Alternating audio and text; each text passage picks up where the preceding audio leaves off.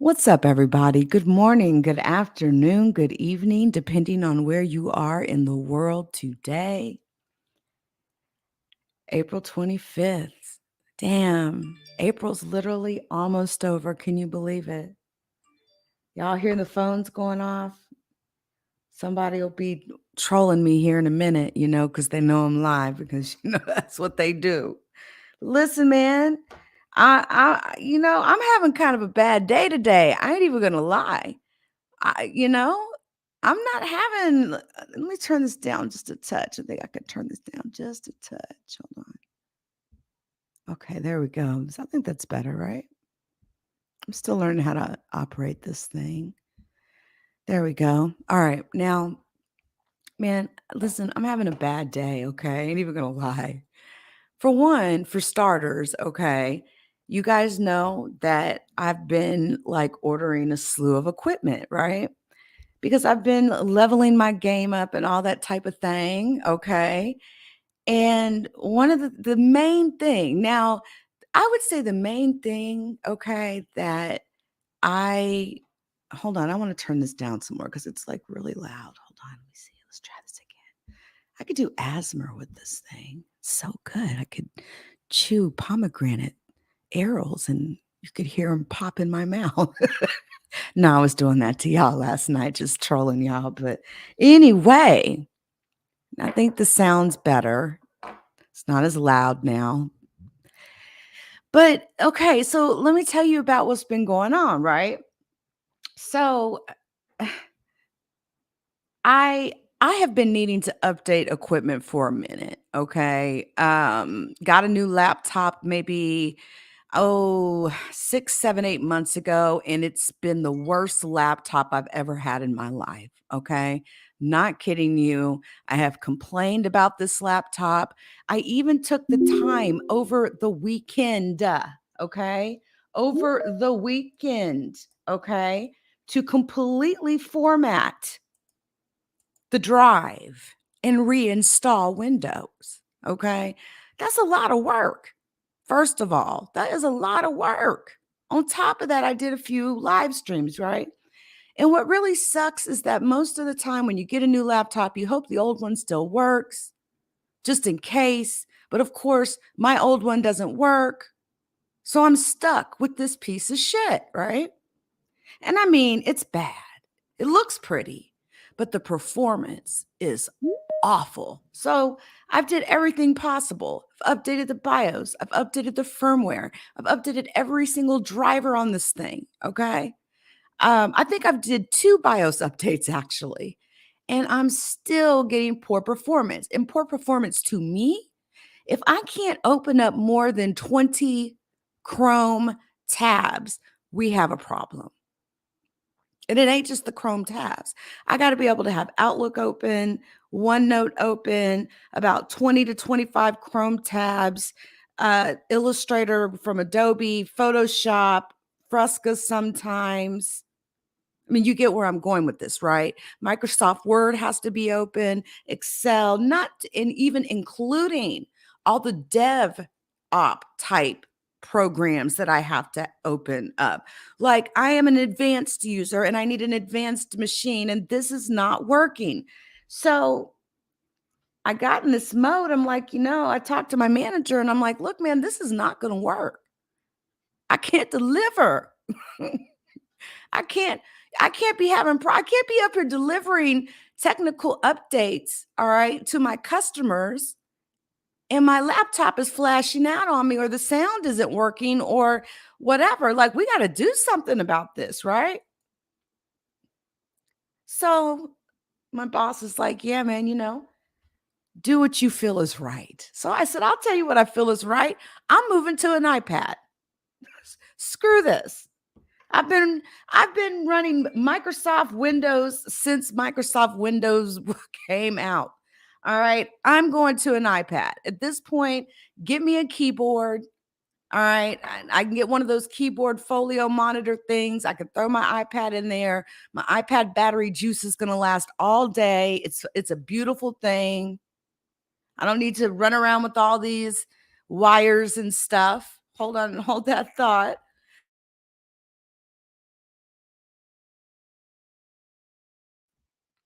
Okay, sorry about that. So it's like, yeah, I'm moving to an iPad, right? Screw this. No more, right? No more. So, you know, I make my order, right? I do. I follow all the steps, right? But it wasn't even just my aunt. See, I had to make orders from two places, right? The first place will remain unnamed, but that's where I had to order like the keyboard folio thing for the iPad and all that because, of course, every company has a preferred provider, right? And of course, I have a corporate credit card. And so my managers just, use that. No problem, right?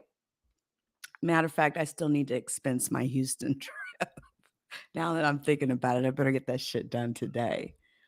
But it's like, it's supposed to be here today. Okay. Now, let's be honest. I had a little fun over the weekend because on top of the fact that I was able to buy some new equipment, things that I needed, we're all working from home now.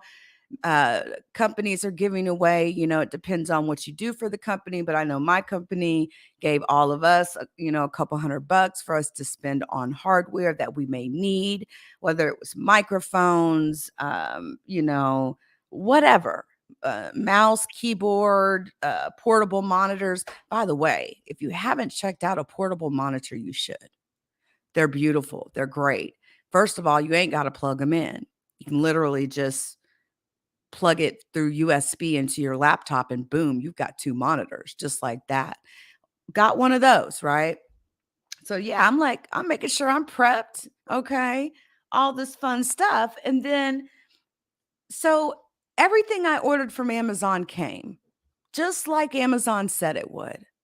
All right. But I ordered everything from Amazon after the other place, right? I ordered everything. Like everything was ordered by Amazon second, but yet it got here first. Now I'm a little disappointed that three things I ordered from Amazon aren't exactly what they portrayed themselves to be. So those things will be returned back. But that's okay because Amazon has a pretty decent return policy. But then this morning comes and I hear the knock on the door. Oh, FedEx guy is here. Great. Finally. Finally. Hey, Mimi, what's up, TRG? No, it ain't too bad. I'll turn it into something good, right? What's up, Gloria? So I'm just like, good. FedEx is here. They got my folio. They got my keyboard for my iPad because I've had just about enough of this fucking laptop. Okay, do you hear me? I don't even want to be on the preview build anymore. I don't want to be on dog food anymore, right? Take me off. Why is evaluation edition in the corner of the window of my laptop? It's like all these things are going on, right? And I get two boxes. And I know good and damn well I'm supposed to have like five or six. And they're pretty fucking light too. So I'm like, okay, I don't think I'm about to like what's about to happen here. So let me get my scissors. Let me get my scissors out. What's up, Queen? So I get my scissors out and I start politely opening up the boxes gently, right? The first box, right? It's real light. Now look, and I see, oh, well, look at that. It's the mouse that I ordered. Isn't that sweet? Isn't that nice? They were able to get my mouse out to me. I could have went to Walmart and got this shit. But okay, benefit of the doubt. Let's hope and pray that in this second box, even though I should have five of them, let's hope and pray that my iPad folio keyboard's going to be in that bitch because if it's not, that means that it's going to be a very torturous day for me because I cannot tell you how horrible operating this laptop is. I'm talking about I can type, it doesn't type what I tell it to type, okay? It's a slew of stuff going on, all right? So I open up the second box, all gentle and nice, right? And what happens? What do I see? I see an AirTag loop. And I'm like, you motherfucker. Are you serious? So I'm grateful for the AirTag loop because I bought it to protect my assets because it's a wonderful little cool little thing, especially if you're into iPads, which it seems like I'm really getting into them, but it allows you to actually track your stuff. Okay. But the thing is, it's just the loop. The tag is not there. So we've still got 3 missing boxes. So I call Zon. I call him up, right? Call him up. I say, yo, like, I'm looking at my order here and it says 3 of the things that I've ordered have not shipped yet. Like, you also say I owe you a total. And then, like, where's my ship, man? You said it was going to be here by today, by 10:30. I paid for priority shipping at that. I paid for priority shipping. Okay. Or my company did. American Express did. Right. And well, she's like, well, I just need you to email our customer service number. Just, email our, email us. I'm like, no, I ain't emailing anybody. I'm on the phone with you. I called you. Do you know how difficult it was for me to pick up the phone and dial your number? And I was on another conference call when I did it. And like, no, I'm not trying to hear that. So then I start just getting kind of upset. All right. And then I'm like, okay, like, when is my stuff gonna ship, ma'am? When is it gonna ship, ma'am? Well, we hope that it will ship today. It might ship today. It might. Y'all, I'm taking this laptop, okay? This laptop is about to go outside, and this is what I'm about to do to it, okay? Straight up.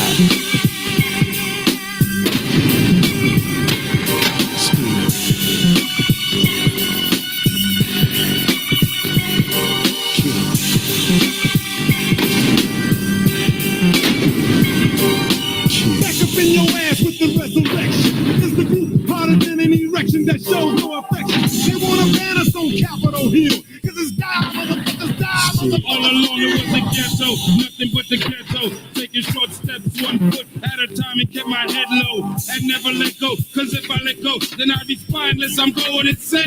My mind just goes out of control and touch on subjects motherfuckers read about.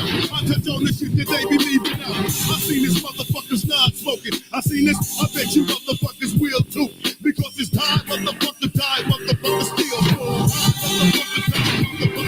This shit is fucking hilarious, okay? Watch.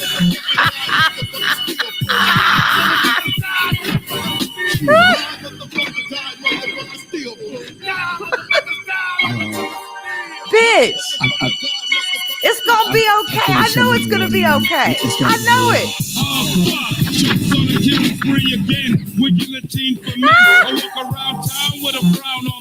Oh my God.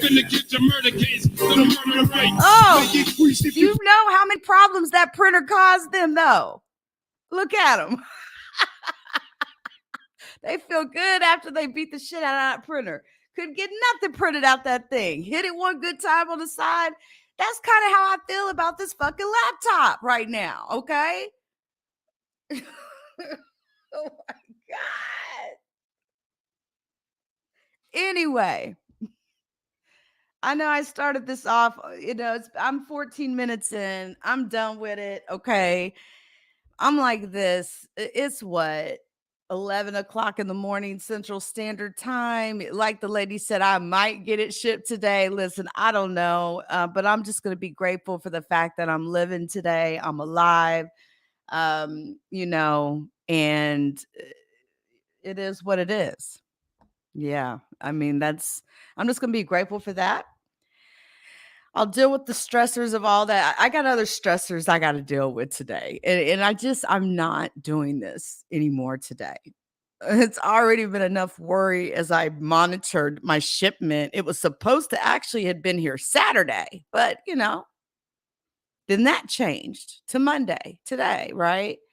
So I've already been kind of stressed out about it. And I'm not gonna let myself stress out about it now, but anymore. But that's how I feel. That's how the fuck I feel. So let's get into something really serious to those of you that are here for the crimes and investigations case that I'm about to run. Actually, pretty major update today.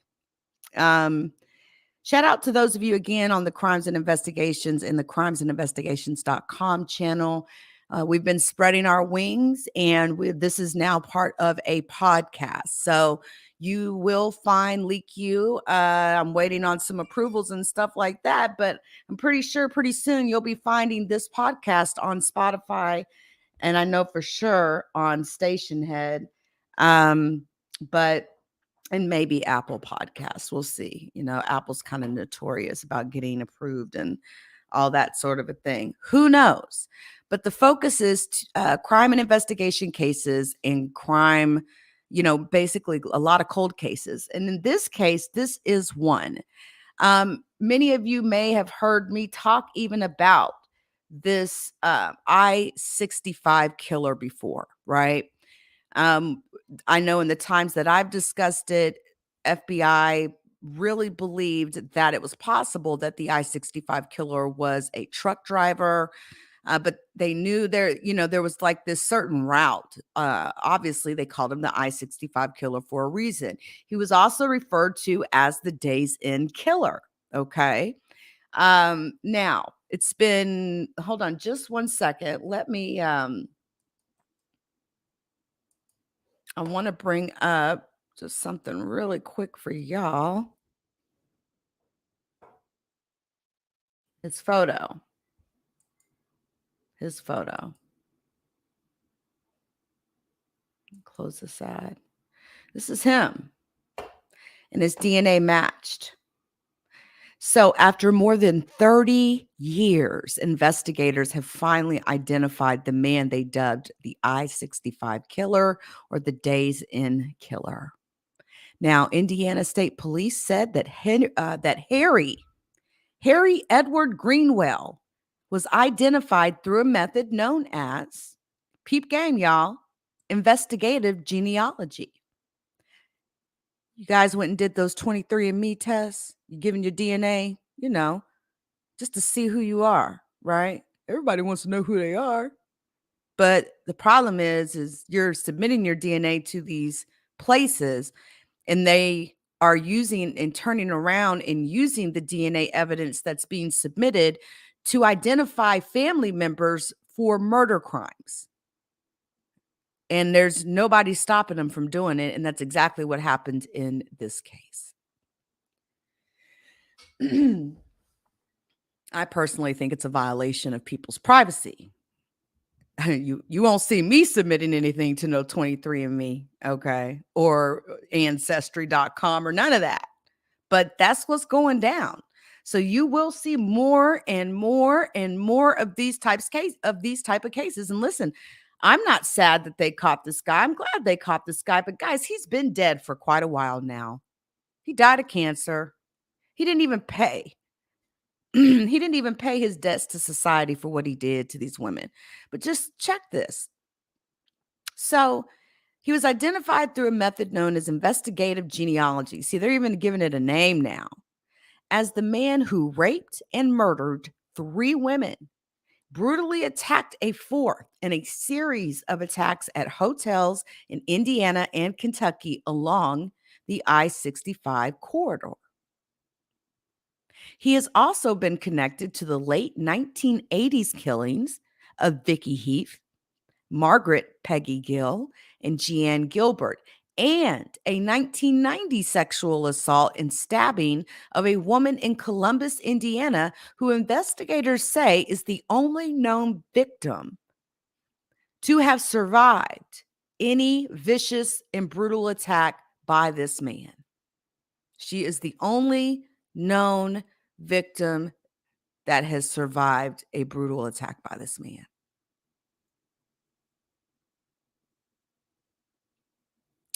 Now, Greenwell was known to frequently travel through the Midwest, right? He died in 2013 at the age of 68 in New Albin, Iowa. He had an extensive criminal history that spanned decades, all the way from the 60s, okay, to 1998, including several jail escapes. I mean, honestly, it looks like he wasn't even slowing down. Dude died in 2013, but he spent, I mean, we're talking extensive criminal history his whole life, even all the way to 1998. Like, dude, you only had what? 10 years left in your life and you're still on that fuck shit, right? But whatever floats your boat. People like this got a problem. And it goes into, are people that are sexual predators like this that rape, murder, and kill, is it a sickness? Is it a demon? Is it just them and the sin within? Who knows? It would be a good debate for me and Queen's Throne to have. I know that. But I'm telling you, investigative genealogy, which is what they're calling it now, right, combines the use of DNA analysis with traditional genealogy research and historical records to generate investigative leads for unsolved violent crimes. The match was 99.999% positive that it was him. It was his DNA. It was him. And this was clarified by ISP Sergeant Glenn Fifield. Now, other evidence from ballistics to clothing, DNA, including hair and fibers, were all gathered from the crime scenes over the years and preserved. That's kind of surprising, huh? Now, according to investigators, this helped them link these cases together and played a part in leading investigators to this point. Following the murders, the Indiana State Police Lab matched ballistic evidence from the murders of Gill and Gilbert, which both happened on the same day in northern Indiana in March of 1989. Killed 2 women in one day. ISP's lab also connected the murders of Heath in Kentucky to Gilbert and the sexual assault of the woman in Columbus through DNA analysis. It was in 2019 that ISP asked for help from the FBI's gang response investigative team called GRIT to begin the process of investigative genealogy. People, all of the organizations that are involved in investigative genealogy, because that's what they're calling it now. You'll be seeing bills get passed through Congress. It's all about investigative genealogy. We just want to violate your privacy. Now, according to police, the process goes like this. A crime scene DNA profile is uploaded to one or more genetic genealogy databases to try and identify a criminal offender's genetic relatives. Peep game, right?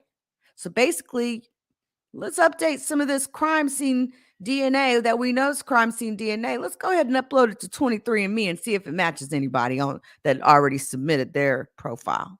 Because they want to know, everybody wants to know who they are, who their ancestors are, right?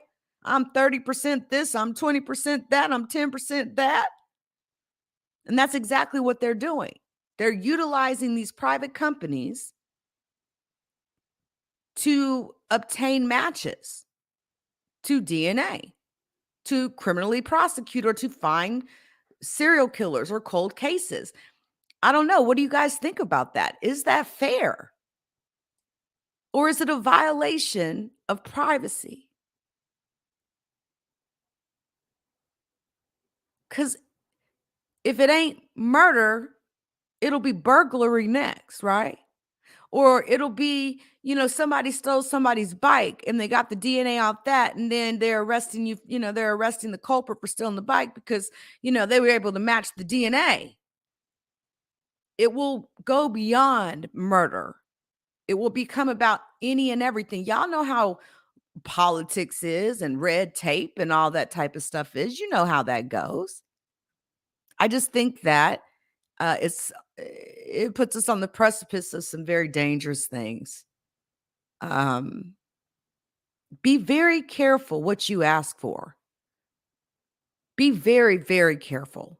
And although, again, I'm not saying this isn't a great thing, this is a wonderful thing. I'm glad he was caught. Okay, I am. But he never paid for any murder he did, unless God made him pay some kind of way that we don't know about. Because this man died of cancer. He didn't go to prison for any of those murders. He went to prison for all kinds of other shit, though.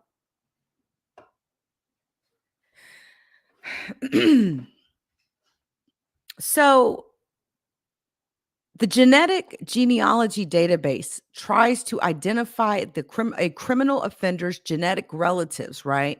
And locates the offender within their family tree.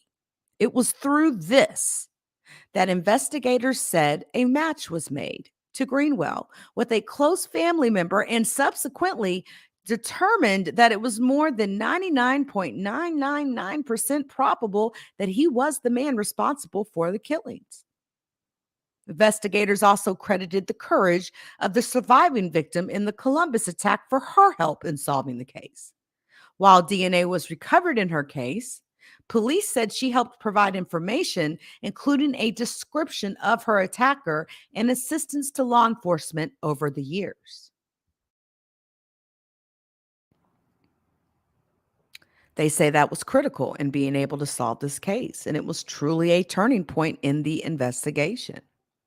Quote, "You never gave up, and I hope that today's announcement shows that this team of law enforcement agencies never gave up either." Now, Kimberly Gilbert Wright, the daughter of Jeanne Gilbert, also expressed her gratitude to the unnamed survivor for the courage and role that she played in helping all of their families find answers.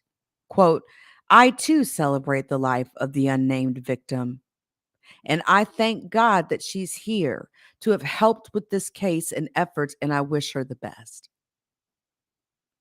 Now, ISP, the FBI, and the Elizabethtown, Kentucky, and Columbus, Indiana police departments made this announcement in front of a room filled with loved ones of the victims. And it was said on behalf of the families in the room, Gilbert Wright thanked investigators for their diligence in working to solve this case for more than 3 decades. And while Gilbert Wright said closure and justice may seem apparent, they are only now beginning and will take shape differently for each family impacted by the actions of this serial killer, Greenwell. And I'm going to tell you something else that I'm going to be honest with you and tell you something else I have issue with this sort of thing too. This man did not stand trial for the murder for any of these murders, right? But yet the FBI and the police and everyone, they've closed the case, right? He is the killer. But I thought in America, you had to go on trial and be found guilty, right? Before you could be declared a murderer. Because couldn't that affect certain things, right? It could affect certain things. Like you could suspect him of being that. But all I'm saying is it's almost like after King Von died, all of a sudden Chicago police are naming him as the murderer of this person and that person and this person and that person, right? It's like, I understand. I get it, right? But what I think we need to be careful of here is pinning dead bodies on people just because they're dead and they can't defend themselves. I just think that's really important. Because there's no way that they can defend themselves, obviously, if they're dead. And what if they're not the killer, right? But I just think, I'm not making a big deal about that. I'm just saying I think that it is something that we should be very considerate of and be very mindful of. Because I see it all the time. These rappers getting shot and killed, standing up and on stages with fireworks going off and they tennis shoes and they glasses and everything. And then all of a sudden, 5 days later, police say, yeah, that he killed such and such, and he killed Pookie, and he killed, this one, and he killed that one. And before you know it, then you got police closing cases, and they haven't even attributed it to the right killer. So killers are actually walking away and getting away with the stuff. I just think we need to be very careful with that, okay? And I'll leave it at that. I'll leave it at that.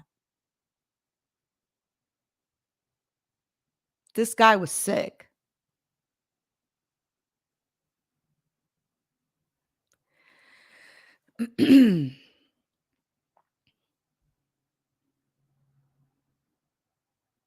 It's sick.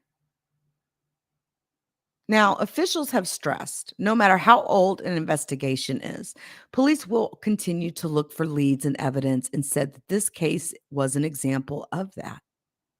Sometimes the smallest piece of evidence is often what breaks a case wide open. And I would agree with that. Sometimes I see the smallest piece of evidence break a whole lot of things open. It's always the small things. It's always the small things, right? Sometimes the answers do not come as quickly as we would like, but in the end, I'm thankful that we are finally able to find answers to questions that have plagued victims and these families for so long.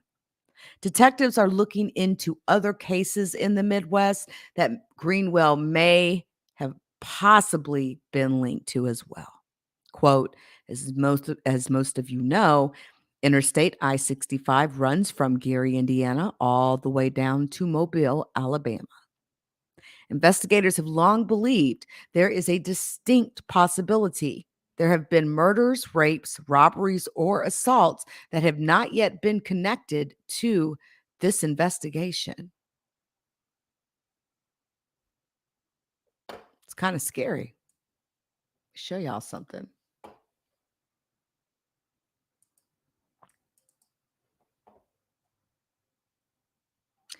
First off, the map, the timeline, right?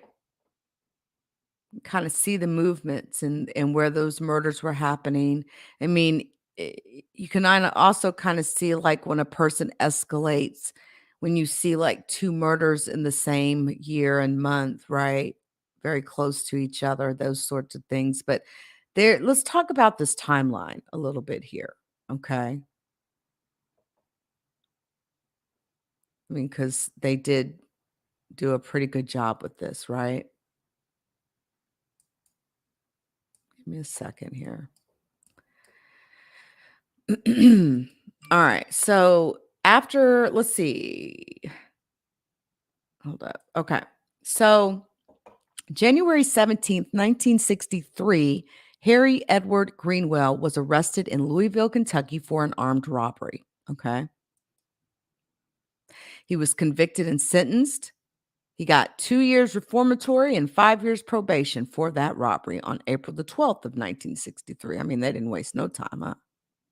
Then he's arrested again February 23rd of 1965. This time, he was arrested for sodomy. He was then paroled in October of 1969, paroled from the Kentucky State Penitentiary for his sodomy conviction. On April 28th, 1978, Harry Edward Greenwell's wife dies in a house fire in Vernon County, Wisconsin.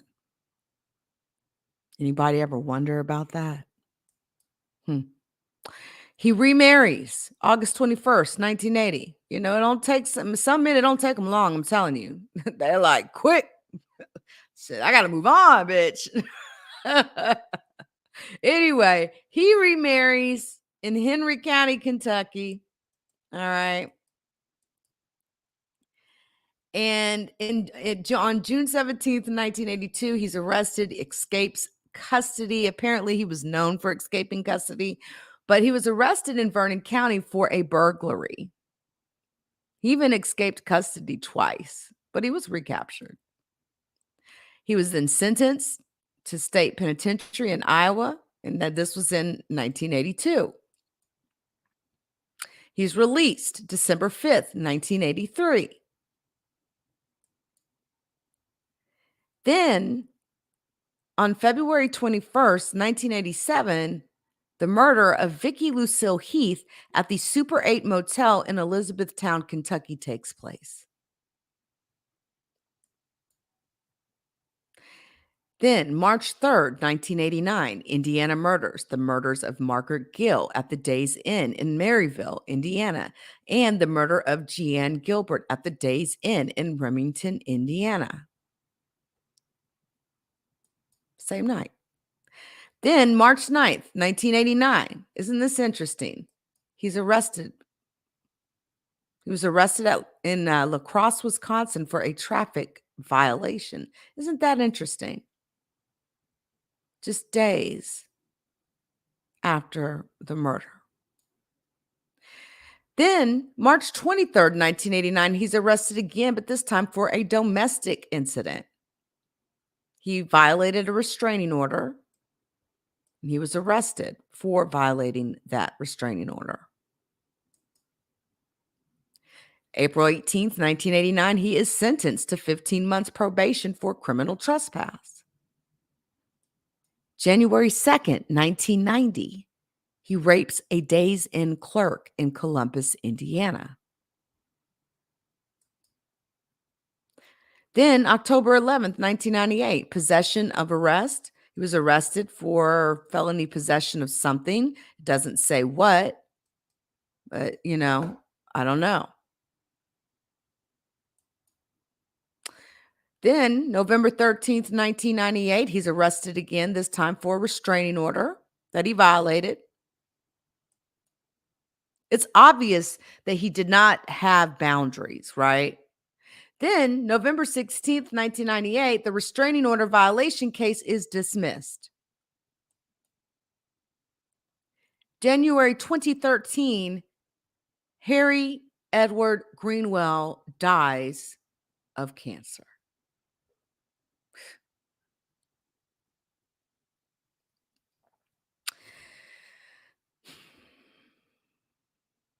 This is Peggy Gill, Jeanne Gilbert, and Vicki Heath, all victims of his.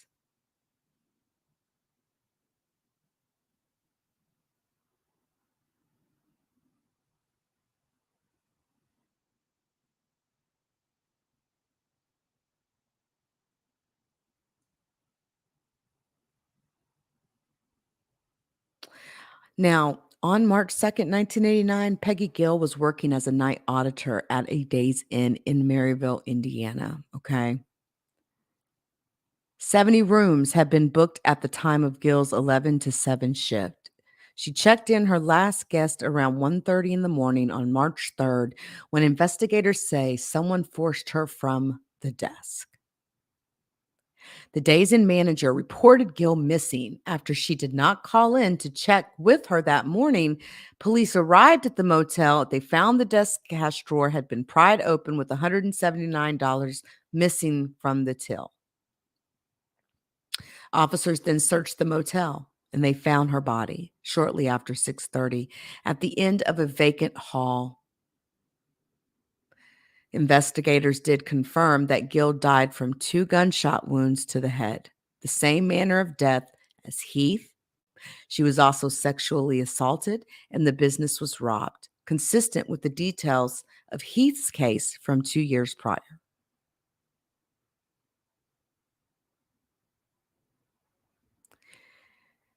Because the biological substance consistent with saliva or semen was non-viable for testing, DNA was not recovered from the scene of Gill's murder. Investigators did, however, say it was ballistics that connected her case to a murder just hours later. Police say sometime after Gill was killed, Greenwell drove 52 miles south on I-65 to the Remington Days Inn. Jeanne Gilbert, a Rensselaer was behind the front desk after she agreed to switch shifts with a coworker in order to see her daughter cheer in a high school sectional game. Her last known interaction was around 4:30 a.m. when she made a courtesy wake-up call to a guest. Sometime after that, she was forced from the motel and into a car for the last ride of her life. Gilbert's body was found less than 2 hours later on County Road 150 West, just northwest of Brookston in White County, a little more than a 1-hour drive from where Peggy Gill was killed in Maryville, if you were to take the I-65. Investigators have said that Gilbert was shot in the chest and the head and had been sexually assaulted. The business was also robbed. This was a composite sketch that was going around.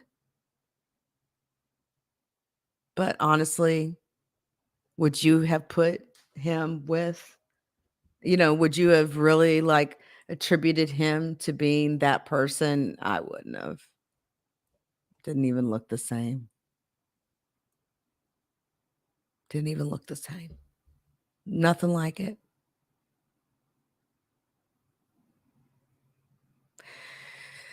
Let me take a look at the comments here.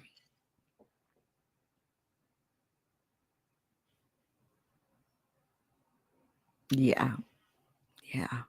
And I'm noticing a lot of cases being solved in that way. I ain't even gonna lie. I'm seeing a ton of cases getting solved. Hey, everybody, I hope you're well. I'm seeing a lot of cases getting solved by this, what they call genealogy investigation type stuff. I just want to see how much, Nordic is in me. I just want to see if I got any Chinese in me. Do I got any Korean? What about, Hindu? Do I got any Puerto Rican in me? What about, do I got some cowboy in me too? Yo, don't give these people your DNA. It's bad enough that if you go to prison or go to jail, even on a misdemeanor, they're forcing these men to give their DNA. And what sucks about that is, number one, if they've ever committed a crime, they're going to get caught. Number two, it's that whole familia thing. Oh, well, we got a 70% match on this guy's DNA. So whoever it is that killed this person has to be related to this person. So we need to put the pressure on this person. Find out who his family is. All I'm saying is I just feel like it is a violation of people's privacy. And that I don't think that's what people agreed to when 23andMe came about, right? I don't think that's what people agreed to. I think they just wanted to know, just break it down. Like, what's my heritage, right? Just break it down. How much European ancestry do I got in me?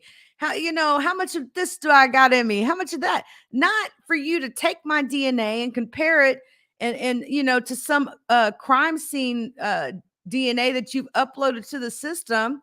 And then you determine that I'm related to somebody who had a close match. And then you're calling me up, asking me who my family members are.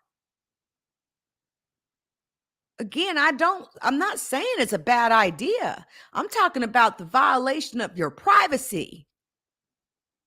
Just because something may be a good idea don't mean it's a good idea to do, right? I mean, I thought people were supposed to be innocent until proven guilty. But we know that's just not how it works in America, is it? We imprison more people here in America than any other country in the world. How many people do you know that's been to prison? Damn, a lot, right? Yeah. Oh, yeah. And then when you add the death row shit on top of it, knowing good and damn well that we've executed innocent men, those men sat in those cells and they still sit in those cells 23 hours a day. And I just went through Huntsville the other day. Every time I go through Huntsville, I see that ugly ass, big ass statue. Okay. They could blow that motherfucker down that Sam Houston fuck that statue. Why are y'all stopping in like looking up at that monstrosity anyway? Like on some real shit. Fuck that statue. What the fuck? Oh, it's people that deserve to be on death row now. Don't get me wrong. But Texas has most definitely executed innocent people. And there's one case where I really do feel in my heart that I know Texas executed an innocent man. And I'll save that case for another time, but I'll never forget, his last words. They're murdering me tonight. They're murdering me tonight. They're murdering me tonight. I'm innocent. They're murdering me tonight. You're letting them murder me tonight. And see, that's when Texas used to put the last words of inmates on their websites, even their last meals, right? They used to actually put this information on their website. And all I'll say is that man's name's Gary. And there is possible proof that he really was innocent. But of course, you know how slow the wheels of justice work. They don't go fast at all. And I doubt that man will ever get any relief for his family. They're just glad to them, boom, they close the case. Straight up.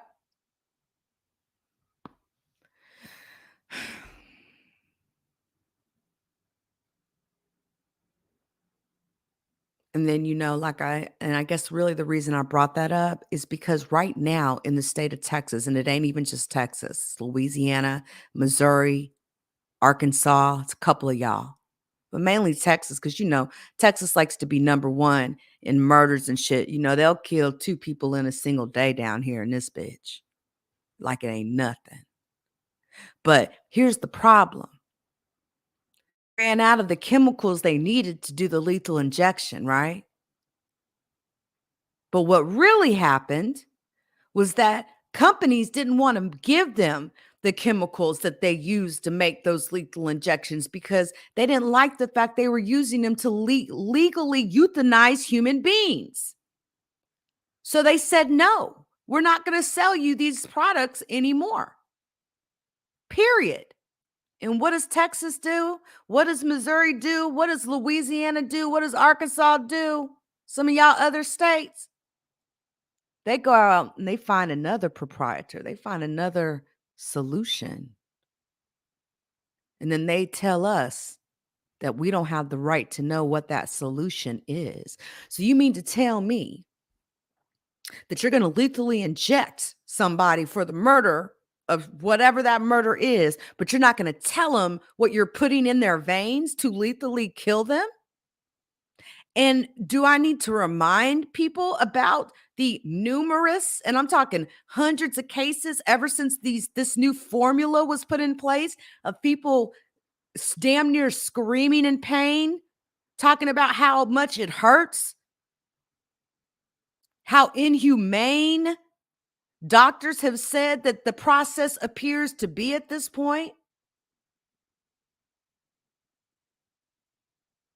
Foaming at the mouth, blood vessels bursting, men supposed to be dead, but ain't. Like, do I really, really need to? I think that we need to do a story on that. Let's talk about the Texas lethal injection process and what they're hiding down there in Huntsville. Because we know y'all are hiding that formula for one. You don't want Huntsville, state of Texas, TDC, they don't want y'all to know what's in them lethal injection chemicals. They don't want you to know. For all we know, it could be people, companies that are affiliated to them. You all know how corrupt politics are. For all we know, the warden, it could be his family making these chemicals. And they're all just bankrolling all together and shit. And the only reason why they're doing that is because Europe said no. We're not giving you these chemicals anymore. We don't agree with you using them to murder people with. Because they don't believe in the death penalty. There's actually a lot of places that don't believe in the death penalty. It's not really,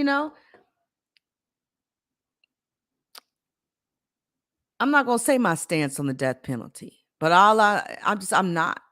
But I will say that I used to feel a lot different about it than I do now. I'll say that.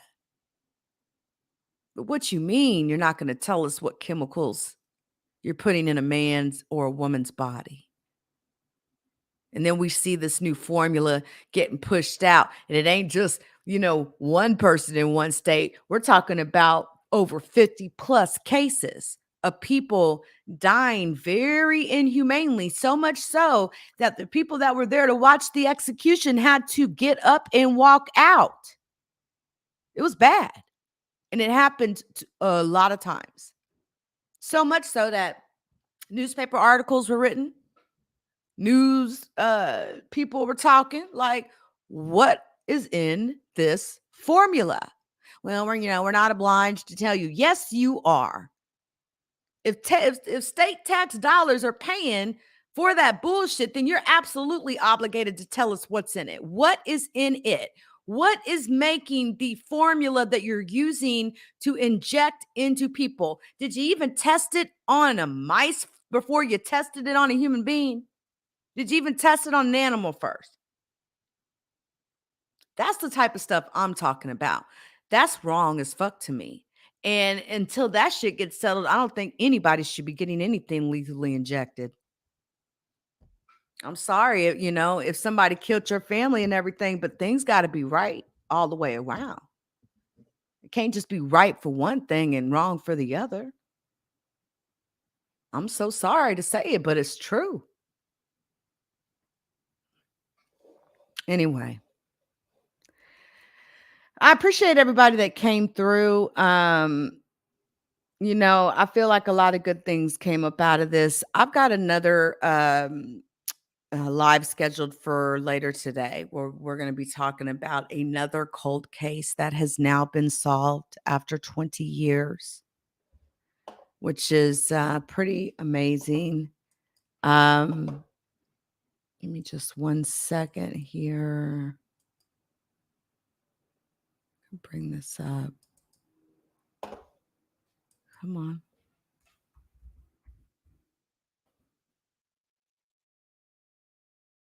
Yeah. Okay. So the murder of Makia Wadley back in 1999 has finally been officially solved. And so we're going to be talking about that later on tonight, 6:00. I'll see you guys then.